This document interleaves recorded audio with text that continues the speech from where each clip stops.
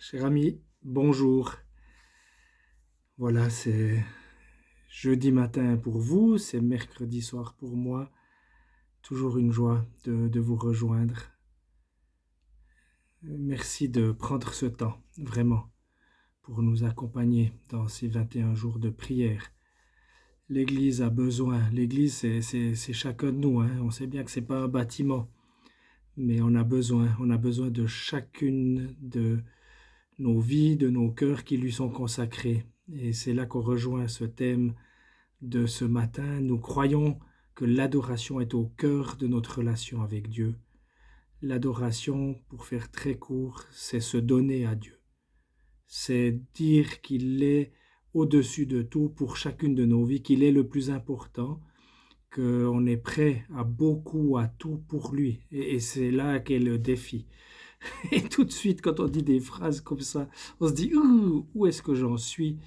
Il y a cette réalité de se dire waouh, qu'est-ce qui est plus important que Dieu dans ma vie? Qu'est-ce qui a pris la place de Dieu dans ma vie? Et voilà, je vous lance dans des grandes questions, mais qui sont des questions vraiment fondamentales et importantes. L'adoration. Et je me souviens de ces séminaires où on creusait les puits de l'adoration dans les conférences de Pâques et où on était rappelé de dire qu'on était engagés ensemble en tant que chrétiens dans une guerre qui est une guerre d'adoration. Alors ce que tu aimes et ce que tu adores le plus, c'est ce qui a pris la place de Dieu dans ta vie. Et si ce n'est pas lui, ce sera autre chose, parce qu'on est engagé dans une guerre d'adoration. Et des fois même des très bonnes choses peuvent devenir une idole, parce qu'elles ont pris la place de Dieu, elles sont devenues plus importantes que Dieu. J'ai lu tout un bouquin de Timothy Keller récemment sur cette question-là et j'ai été vraiment profondément défié, profondément remis en question sur cette question de l'idolâtrie. Qu'est-ce qui vient prendre la place de Dieu sur ma vie?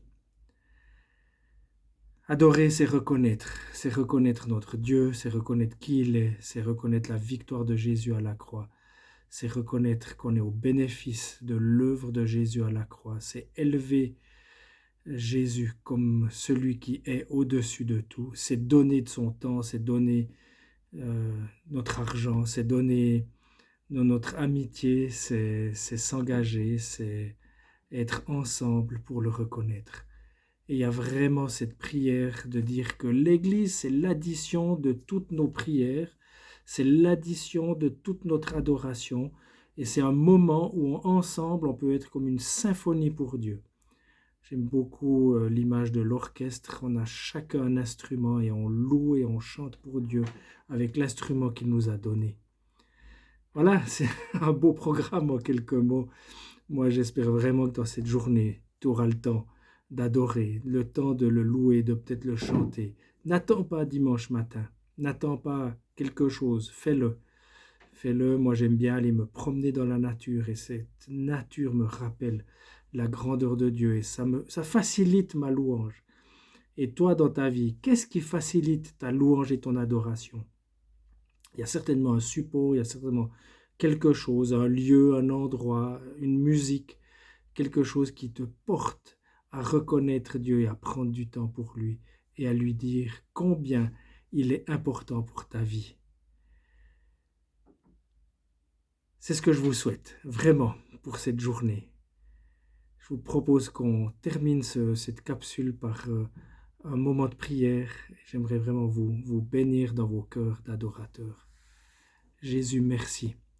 Je te prie pour chacun des amis, des personnes qui vont écouter cette capsule. Et j'invoque vraiment cette capacité maintenant à te reconnaître, à ouvrir nos cœurs, Seigneur, à libérer comme une place, Seigneur, qui est la première pour toi.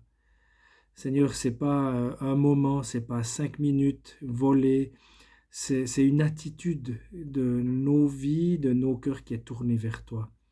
Et Seigneur, merci de nous donner à chacun cette capacité à te reconnaître et à élever ton nom. Seigneur, que nos vies soient des vies d'adorateurs.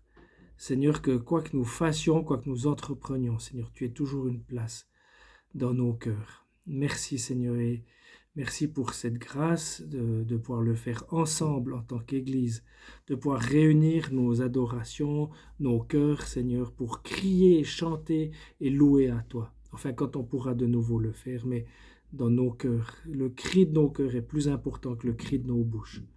Le cri de nos cœurs est déterminant dans cette période parce il est l'attitude que nous avons, il détermine la place que nous te donnons. Jésus, je bénis cette journée pour chacun. Soyez encouragés vraiment à prendre ce temps et à vivre cette adoration pour lui. Je vous bénis dans le beau nom de Jésus. Amen.